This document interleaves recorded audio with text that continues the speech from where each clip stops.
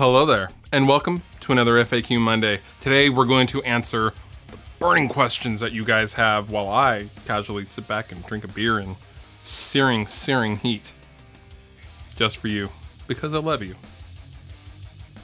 First question. Hey Fluff, about the noise gate, do you use it after or before the distortion / overdrive / fuzz pedal? Cheers, man. If you follow me on Instagram, you will notice that when I posted this picture about a future pedal board setup, I have the gate very first, and I instantly got blown up telling me, oh, I'm doing it wrong, that it's not the correct position to put the noise gate, so on and so forth. It should be after the boost and all this stuff.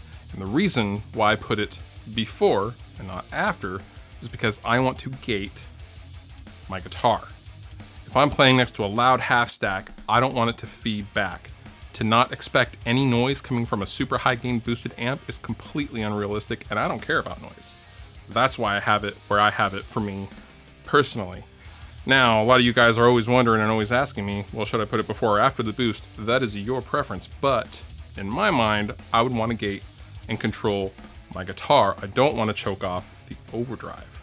So I put it before any boosts, overdrive, distortions, or fuzzes, or something of that nature. Yeah, it's gonna be, it's gonna be buzzy and humming, but it's not gonna be feeding back, and that's okay. Buzz and hum are just parts of the game, and that's just my personal preference. But like I tell everybody, there is no wrong way to use a noise gate. Earlier you said you wouldn't buy a Marauder because you wanted to stay married. Now that you're not married, are you gonna buy a Marauder? Probably.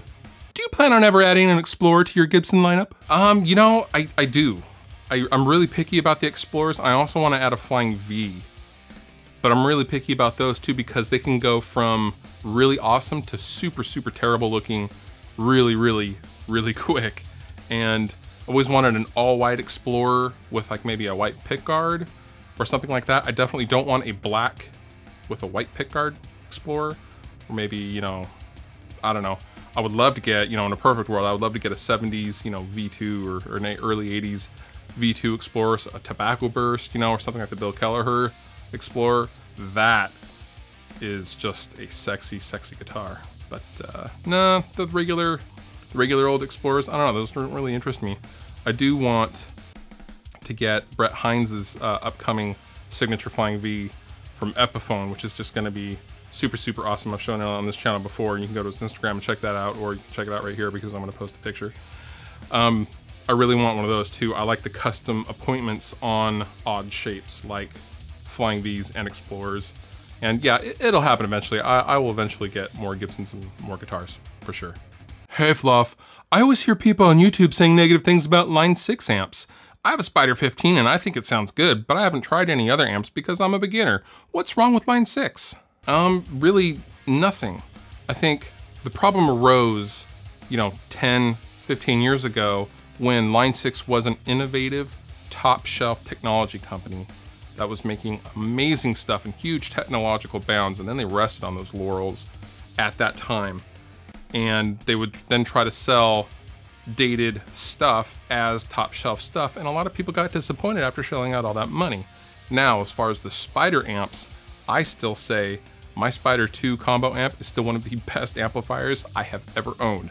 I am dead serious when I say that. That amplifier was so much fun to just sit around and play with. I didn't expect it to have, insane gigging volumes or anything like that. You need to just realize what Line 6 is, and once you accept that and know that, then it's all good. The Pod HD is huge bang for the buck. Do I prefer it over a real amp? Of course not. But if you're a beginner and you're at home and you want a really good sounding amp with a lot of options with effects included and a tuner, you can't beat the Spider series, man. It's so good. I might actually get one for my bedroom. This week, I suggest to you to check out the new Failure album. I have been a huge Failure fan since they were around originally in the mid-90s, and they just released The Heart is a Monster, and it is fantastic. I love it so much. And be sure to catch them on an East Coast tour if you are on the East Coast and listen to Failure. They are coming to your town soon. I am Fluff. You have been wonderful. I thank you so much for watching. and I'll see you next time.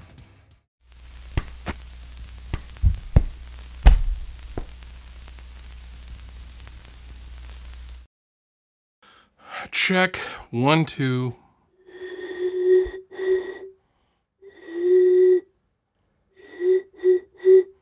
Saxophone.